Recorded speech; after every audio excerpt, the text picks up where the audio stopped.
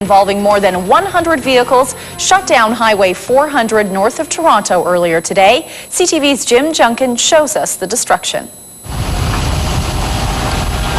In the words of one OPP officer, it looked like a war zone. A huge pileup in the southbound lanes of Highway 400 south of Barrie, involving as many as 100 vehicles. It was about 12:15 when snow squalls moved through the area. Visibility was nil. The highway quickly became like a skating rink. Cars and trucks began crashing into each other. CTV sportscaster Joe Tilley was southbound when the storm hit.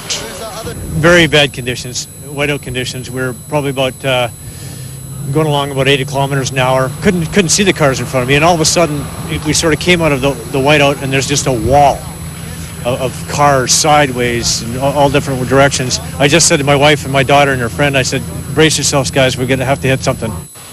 At least 50 people were injured and had to be taken to area hospitals in ambulances and ambulance buses. Fortunately, all the injuries were non-life-threatening.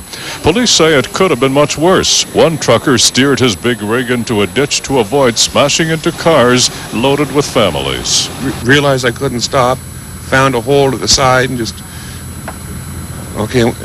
and went for that. It's amazing. If you'd have been going straight, you'd have hit several cars. Oh yeah, there would have been deaths for sure. Both northbound and southbound lanes of the 400 had to be closed between Highway 89 and the King Road for hours. Constable Dave Woodford, OPP.